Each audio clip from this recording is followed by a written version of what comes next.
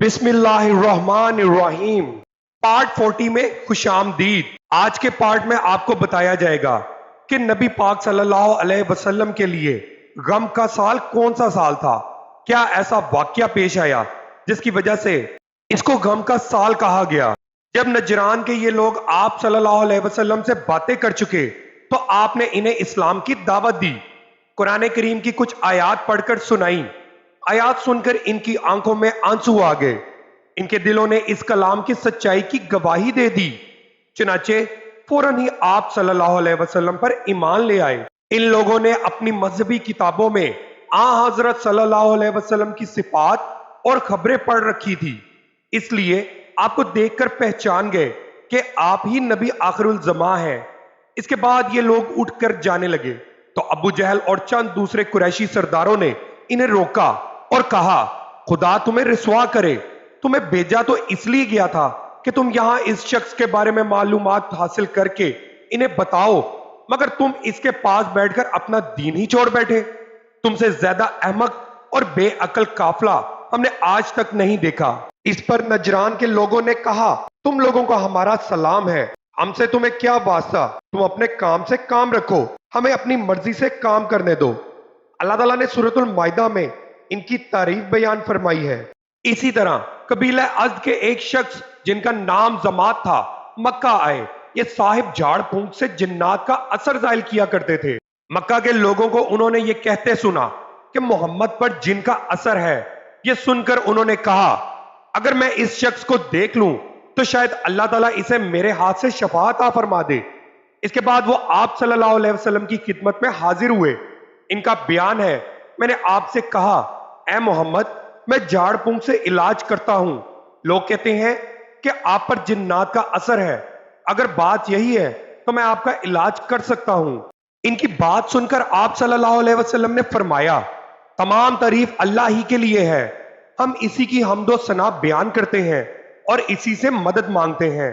جسے اللہ تعالیٰ ہدایت فرماتا ہے اسے کوئی گمراہ نہیں کر سکتا، اور جسے اللہ تعالیٰ گمراہی نصیب کرتا ہے اسے کوئی ہدایت نہیں دے سکتا۔ میں گواہی دیتا ہوں کہ اللہ تعالیٰ کے سوا کوئی معبود نہیں، اس کا کوئی شریک نہیں، اور میں گواہی دیتا ہوں کہ محمد اللہ کے رسول ہیں۔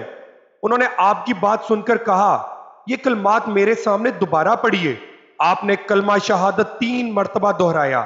تب انہوں نے کہا، میں نے کہانوں کے کلمات سنے ہیں، جادوگروں اور شاعروں کے کلمات بھی سنے ہیں، مگر آپ کے ان کلمات جیسے کلمات کبھی نہیں سنے۔ اپنا ہاتھ لائیے، میں اسلام قبول کرتا ہوں۔ چنانچہ زماد رضی اللہ تعالیٰ عنہ نے اسی وقت آپ کے ہاتھ میں بیعت کی۔ آپ نے فرمایا، اپنی قوم کے لیے بھی بیعت کرتے ہو؟ جواب میں انہوں نے کہا، ہاں، میں اپنی قوم کی طرف سے بھی بیعت کرتا ہوں۔ اس طرح یہ صاحب جو آپ پر سے جنات کا اثر اتارنے کی نیت سے آئے تھے خود مسلمان ہو گئے۔ ایسے اور بھی بہت سے واقعات پیش آئے۔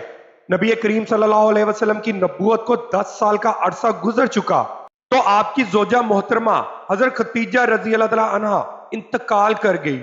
اس سے چند دن پہلے ابو طالب فوت ہو گئے تھے۔ حضرت خدیجہ رضی اللہ تعالیٰ عنہ کو حجون کے قبرستان میں دفن کیا گیا۔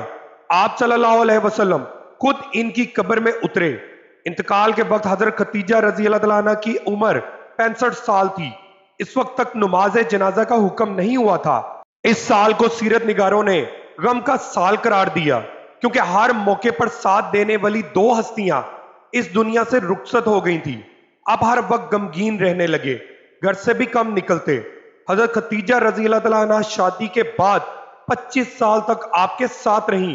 اتنی طویل مدت تک آپ کا اور ان کا ساتھ رہا تھا۔ ابو طالب جب بیمار ہوئے تھے تو آپ صلی اللہ علیہ وسلم ان سے ملنے کے لیے آئے۔ اس وقت قریش کے سردار بھی وہاں موجود تھے۔ آپ نے چچا سے فرمایا، چچا، لا الہ الا اللہ پڑھ لیجئے تاکہ میں قیامت کے دن آپ کی شفاعت کر سکوں۔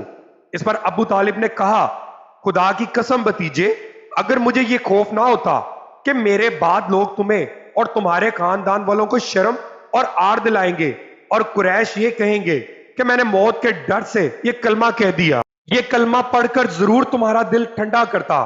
میں جانتا ہوں تمہاری یہ کتنی خواہش ہے کہ میں یہ کلمہ پڑھ لوں، مگر میں اپنے بزرگوں کے دین پر مرتا ہوں۔ اس پر یہ آیت نازل ہوئی، آپ جسے چاہیں ہدایت نہیں دے سکتے بلکہ جسے اللہ چاہے ہدایت دیتا ہے، اور ہدایت پانے والوں کا علم بھی اسی کو ہے۔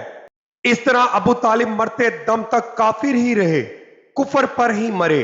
حضرت عباس رضی اللہ عنہ فرماتے ہیں، میں نے ایک مرتبہ رسول اللہ صلی اللہ علیہ وسلم سے پوچھا، اے اللہ کے رسول، ابو طالب ہمیشہ آپ کی مدد اور حمایت کرتے رہے، کیا اس سے انہیں آخرت میں فائدہ پہنچے گا؟ جواب میں آپ صلی اللہ علیہ وسلم نے ارشاد فرمایا، ہاں، مجھے ان کی قیامت کے دن کی حالت دکھائی گئی، میں نے انہیں جہنم کے اوپر والے حصے میں پایا، ورنہ وہ جہنم کے نچلے حصے میں ہوتے۔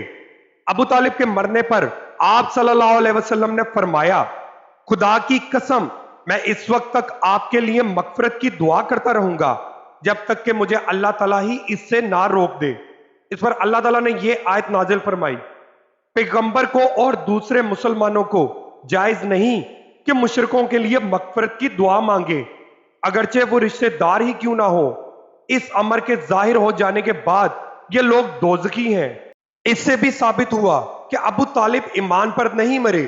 حضرت خدیجہ رضی اللہ تعالیٰ عنہ کا انتقال رمضان کے مہینے میں ہوا تھا۔ ان کی وفات کے چند ماہ بعد آپ نے حضرت سودا بنت زماں رضی اللہ تعالیٰ عنہ سے شادی فرمائی۔ آپ سے پہلے ان کی شادی ان کے چچا کے بیٹے سکران رضی اللہ تعالیٰ عنہ سے ہوئی تھی۔ حضرت سکران رضی اللہ تعالیٰ عنہ دوسری ہجرت کے حکم کے وقت ان کے ساتھ حبشہ ہجرت کر گئے تھے، پھر مکہ واپس آ گئے تھے۔ اس کے کچھ عرصے ہی بعد ان کا انتقال ہو گیا تھا۔ جب حضرت سودا رضی اللہ عنہ کی عدت کا زمانہ پورا ہو گیا تو آپ صلی اللہ علیہ وسلم نے ان سے نکاح فرمایا۔ اس نکاح سے پہلے حضرت سودا رضی اللہ تعالیٰ عنہ نے ایک عجیب خواب دیکھا تھا۔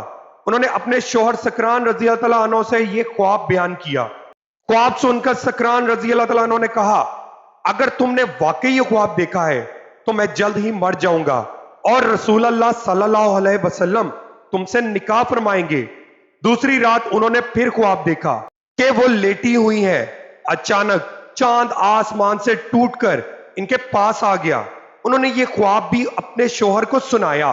وہ یہ خواب سن کر بولے، اب شاید میں بہت جلد فوت ہو جاؤں گا، اور اسی دن حضرت سکران رضی اللہ تعالیٰ عنہ انتقال کر گئے۔ شوال کے مہینے میں حضرت صلی اللہ علیہ وسلم نے حضرت عائشہ رضی اللہ تعالیٰ عنہ سے نکاح فرمایا۔ انشاءاللہ نیکسٹ پارٹ آپ کی خدمت میں کل پیش کریں گے۔ ویڈیو کو لائک ضرور کر دیجیے گا اور اپنی قیمتی رائے کمنٹ سیکشن میں ضرور دیجیے گا۔